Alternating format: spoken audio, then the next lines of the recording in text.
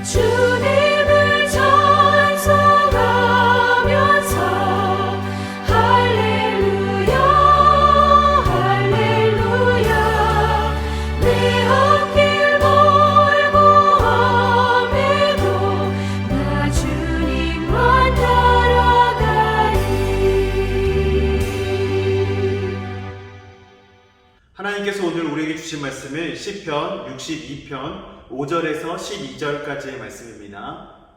시편 62편 5절에서 12절까지의 말씀을 이제 봉독합니다. 하나님의 말씀을 경청하십시오. 나의 영혼아 잠잠히 하나님만 바라라. 물은 나의 소망이 그로부터 나오는도다. 오직 그만이 나의 반석이시요 나의 구원이시요 나의 요새이시니 내가 흔들리지 아니하리로다.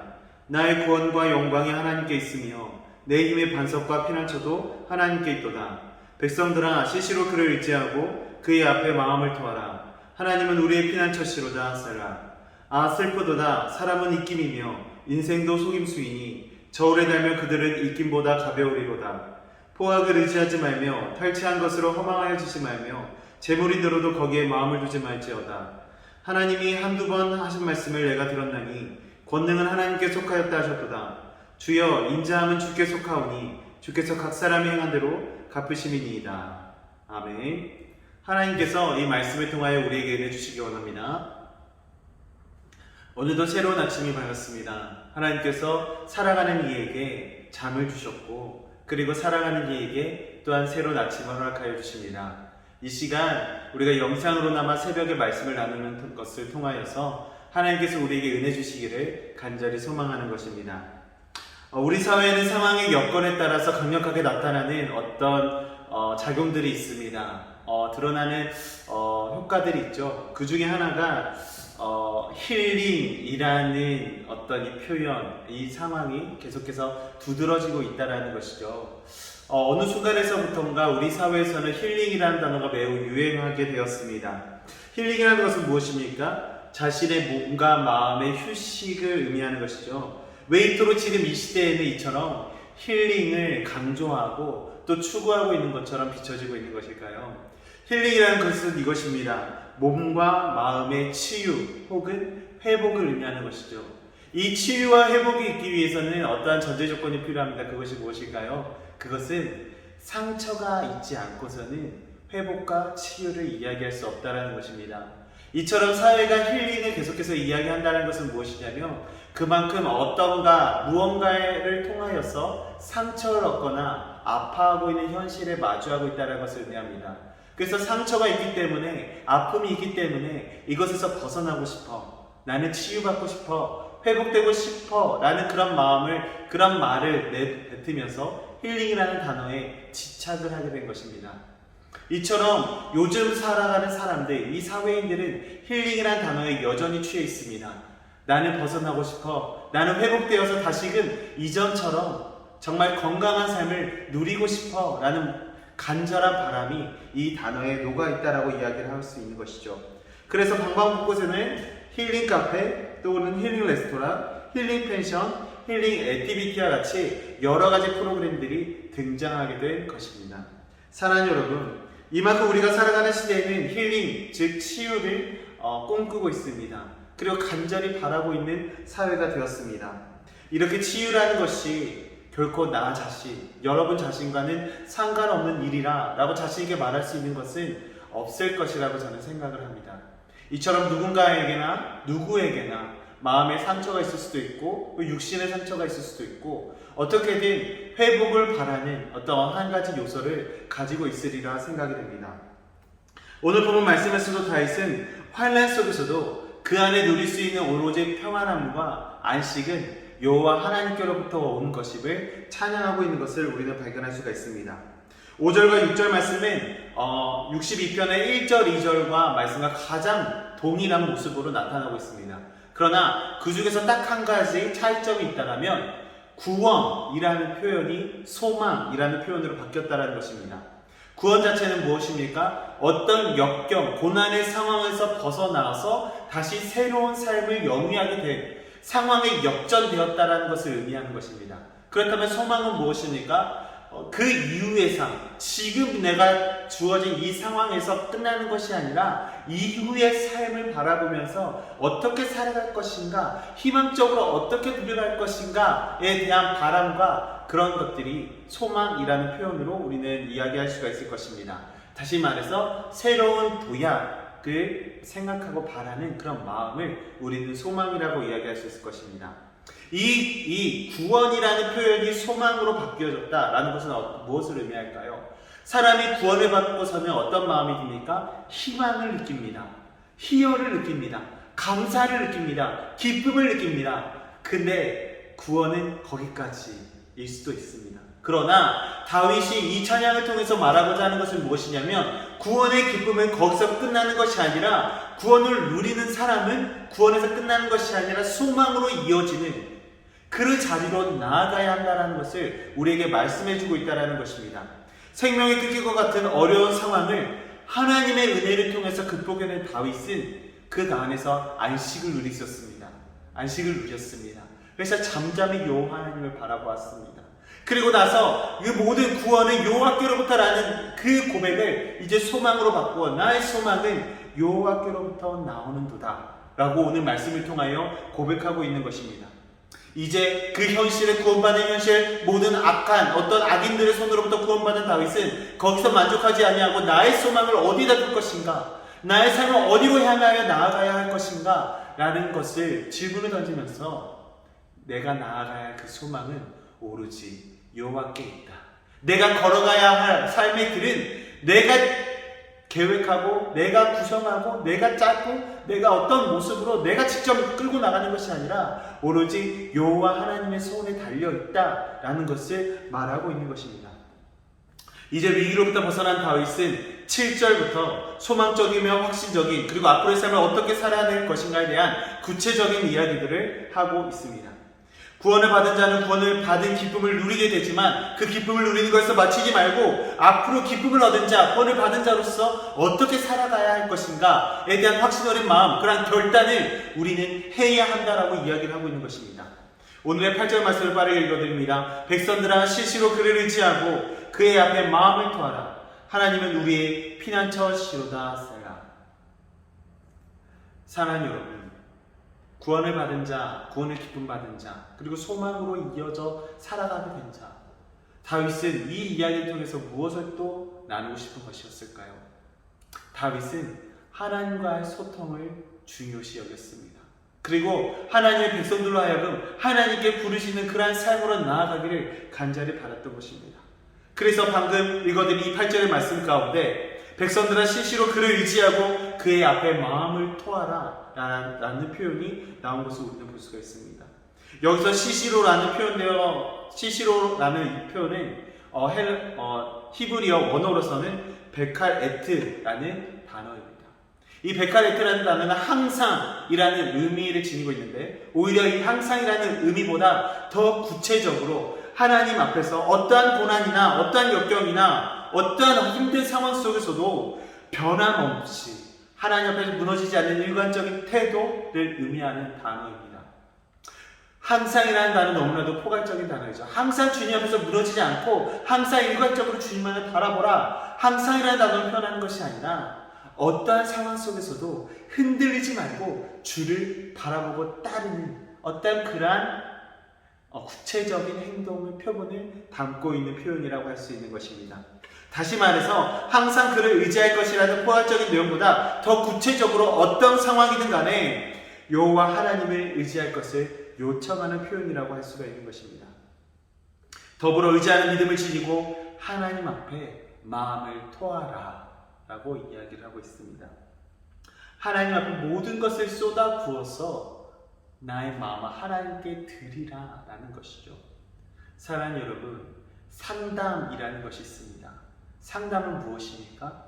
무언가 문제를 가지고 있는 사람이 상담원에 찾아와서, 상담원이 아니더라도 친한 친구나 내 마음을 알아줄 사람을 찾아가서 이야기를 나누고 자신의 마음을 나누는 것을 상담이라고 이야기를 합니다. 근데 상담의 목적, 상담의 기법이 무엇입니까? 상담은 어느 한 그 내담자의 문제, 내담자가 지니고 있는 문제에 해결할 수 있는 답은 이것입니다 라고 명확하게 이야기해 주는 것이 상담이 아닙니다. 오히려 상담은 그 내담자가 스스로 그 문제 해결을 답안을 찾아갈 수 있도록 그 환경과 그 이야기의 장을 만들어주는 것이 상담인 것이죠. 상담이 당신의 문제는 이것이니 이렇게 하면 해결될 수 있을 것입니다 라고 말하는 것은 결코 상담이 아니라는 사실입니다. 곧 그 사람이 스스로의 말을 막 풀어냄을 통해서 자신의 무거웠던 힘들었던 역경과 고난들, 자신을 괴롭혔던 그런 이야기를 풀어내면서 마음의 통쾌함을 얻고 시원함을 얻어서 스스로 이 문제를 해결해 나갈 수 있는 어떤 그러한 그 요소를 발견해내도록 하는 것, 스스로 그 문제를 헤쳐나갈 수 있는 그런 장을 만들어내는 것이 바로 상담이라고 이야기를 할 수 있는 것입니다. 그러면서 갑갑함이 해결해 나갈 수 있는 것이죠. 그리고 이 문제를 해결해 나가면서 내가 앞으로 어떻게 살아가야 할 것인가 동기부여를 해주는 것이 상담자의 역할이라고도 할 수가 있는 것입니다. 사랑하는 성도 여러분, 우리의 가장 강력한 상담자가 계십니다. 그분은 누구십니까? 우리의 삼위 하나님이십니다. 하나님 모든 인류를 창조하시고 그의 형상을 따라 지으시면서 생육하고 번성하라는 명령을 허락하셨습니다. 그것은 막중한 책임감이자 또 어떤 것보다 바꿀 수 없는 특권이자 특별한 권리인 것입니다. 은혜이자 선물인 것이죠. 우리는 그러한 은혜를 받아서 오늘 하루를 살아갑니다. 오늘 하루를 살아가면서도 우리는 어떻게 살아가야 할지 고민되고 힘들고 무너져 내릴 것만 같은 그런 상황에 마주 대면하곤 합니다. 그럴 때마다 우리가 찾아야 하는 것, 그것은 오늘의 다윗의 고백과 마찬가지로 우리의 소망은 여호와에게서 나는도다. 내가 앞으로 어디로 걸어가야 하며 무엇을 해야 하며 어떻게 이것을 극복해야 할지 아무것도 모르는 상황일 때 그 소망을 허락하신 하나님께 여호와 하나님만이 나에게 소망을 주시고 내가 어떻게 나아가야 할지 알려주시고 이끌어가 주실 분이라는 사실을 우리는 고백하며 나아갈 수 있어야 한다는 것입니다. 그런데 우리는 힘들고 어려운 상황일 때 하나님을 제외한 다른 것을 찾아갈 때가 간혹 있습니다. 오늘 말씀 10절 말씀을 읽어드립니다. 포악을 의지하지 말며 탈취한 것을 허망하여 주지 말며 재물이 늘어도 거기에 마음을 두지 말지어다. 우리는 힘들 때마다 지푸라기라도 잡고 싶은 심정으로 세상의 이것저것을 헤맵니다. 무언가를 붙잡고 싶습니다. 흔들리지 않고 싶어서 무언가를 나의 삶으로 끌어들여야 합니다. 그러나 여러분, 하나님 외의 것은 그것은 우상이 될 수가 있습니다. 12절 말씀과 같이 모든 인자는 여호와께 속한 것이기 때문에 주로 많지 않고서는 하나님의 참된 인자를 누릴 수 있는 그러한 자격이 우리에게 상실되어질 수도 있다는 사실입니다. 우리는 그 인자하심을 입은 주님의 자녀들입니다. 그리고 하나님께서는 예수 그리스도를 통하여서 우리에게 그 사랑의 완성을 직접 증명하셨고 보여주셨습니다.